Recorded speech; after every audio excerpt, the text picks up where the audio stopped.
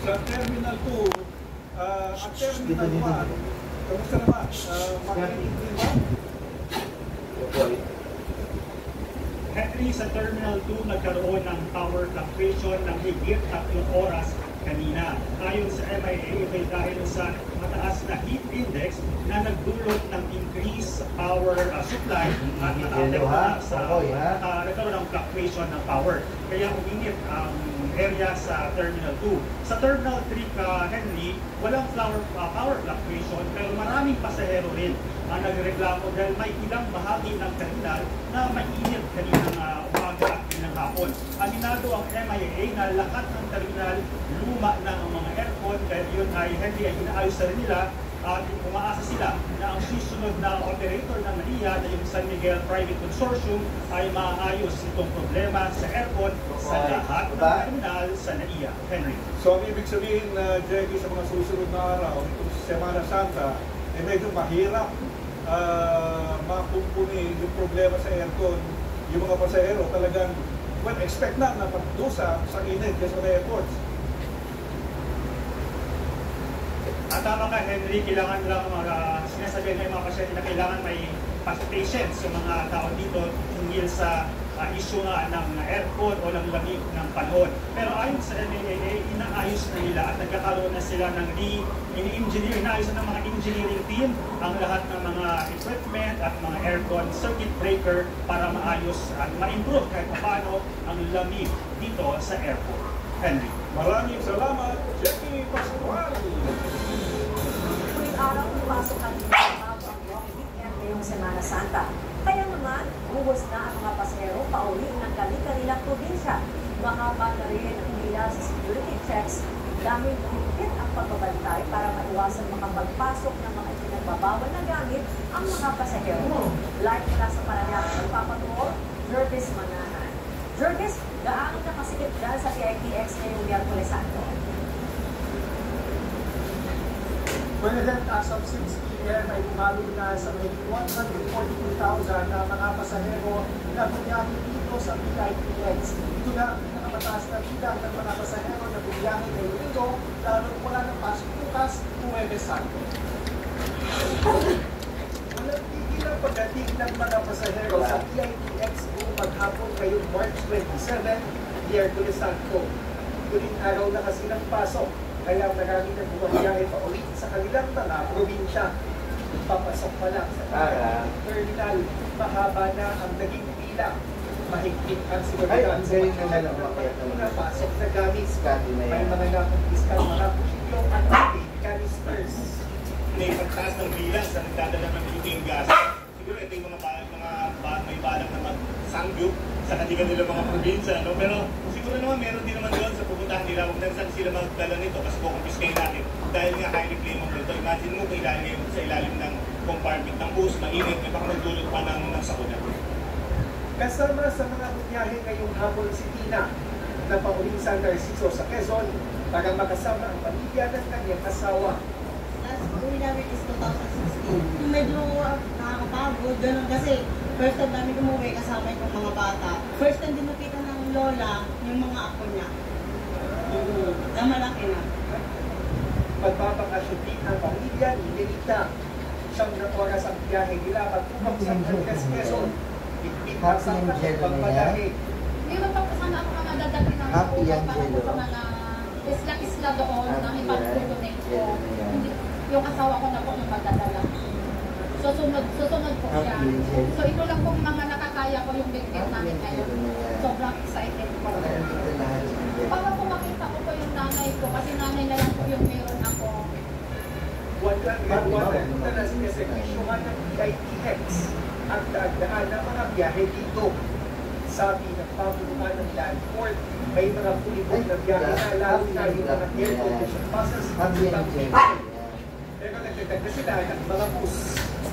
Kaya naman pwede magbabol at ngayon pala ulit. I-assure din na pagpunta sila rito, meron silang masasakyan. Kasi nga may mga naka-standby units tayo and ang LTFRB mag-issue ng special permits. Kaya panawagan natin sa mga pasahero natin, huwag kayong mainit. Huwag kayong pumatong sa mga kulorong at out of line. Inaasahan din marami pa ang babiyahe bukas ng umaga.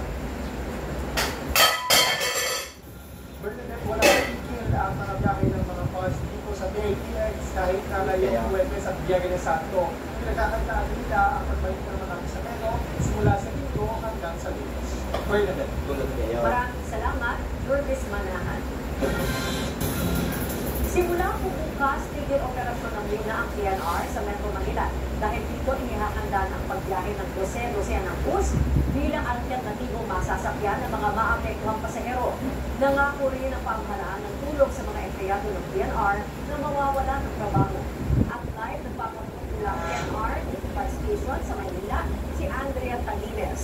Andrea, kumusta ang reaksyon ng mga pasahero maapektuhan ng pagtigil ng pagbiyahe ng PNR sa Metro Manila? Bernadette, mamayang 8:36 p.m. itong tren sa likuran ko ay aalis na mula dito sa Tutuban Station papuntang Alabang.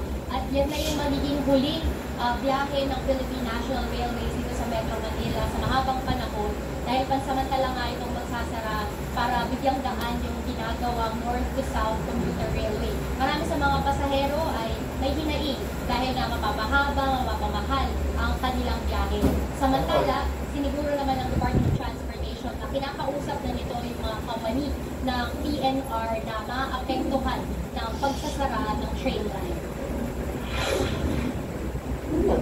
Isang dekada nang sumasakay sa PNR ang 61 anyos na si Beth Revilla para makapasok ng trabaho.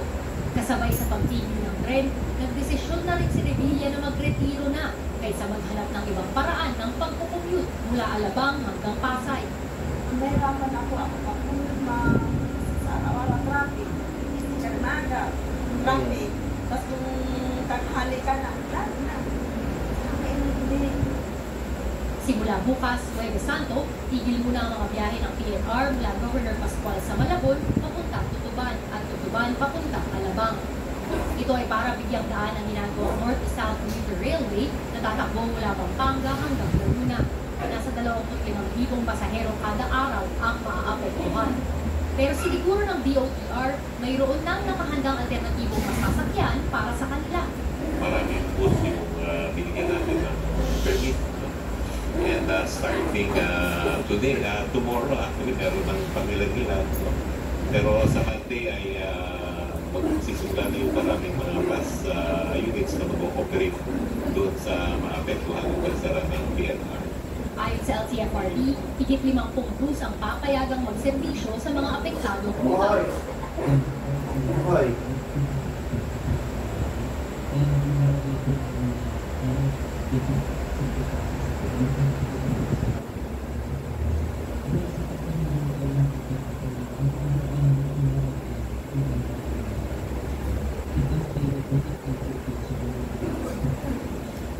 Naglabas na rin ang PNR ng schedule ng biyahe ng mga bus, pati listahan ng bus stops na malapit rin sa mga estasyon ng tren.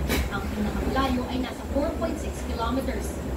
Pero sabi ng isang mobility group, hindi sapat ang augmentation plan ng gobyerno. Sana magkaroon sila ng plano kung paano makakapunta yung mga tao sa bus stations. Kasi kung titingnan natin, ito magiging gandang nagkasusin ang mga commuters. Sasakay pa sila ng jeep.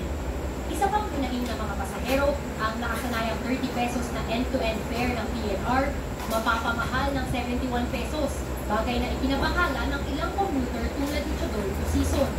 Mabigat po kasi, baka mag-switch po ako sa more talaga sa bicycle na. Bukod sa mga pasahero, mawawalan din ng trabaho ang 306 na empleyado ng PNR.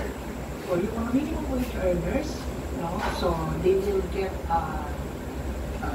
katumbas ng kanilang act na buwan sweldo. And then yun namang mas mataas kaysa sa minimum wage yung kanilang sweldo will get equivalent to 2 months of their salary.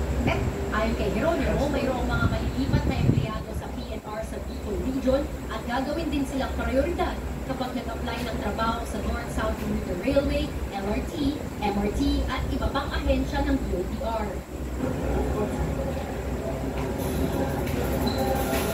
Bernadette, dahil nga last day na nila ngayon, nagtitipon-tipon ngayon yung mga empleyado ng PNR dito sa Tutuban Station. May pasalo-salo kasama ang mga opisyal ng tren. At binisita rin sila ni Transportation Secretary Jaime Bautista at Undersecretary Jeremy Ricino. Nandito sila ngayon para makipag-usap sa kanila. pinasalamatan ni Regino at ni Bautista yung mga empleyado na para sa kanilang matagal na pagsiservisyo sa mga tao. No? At bagamat nilang mabigat at nakalulungkot itong desisyon ng suspension ng operations ay talagang kinakailangan daw para din sa mas magandang travel experience para sa mas nakararami. Bukod dun sa assistance na makukuha ng lahat ng mga apektadong empleyado, ayon sa PNR ay makakatanggap din ng 10,000 pesos na inconvenience allowance yung mga empleyado nila na PWD, senior citizen at solo parents. At sabi din ni Secretary Bautista ay mananatiling bukas ang kanyang opisina para dun sa mga empleyadong nais pang humingi ng tulong. At meron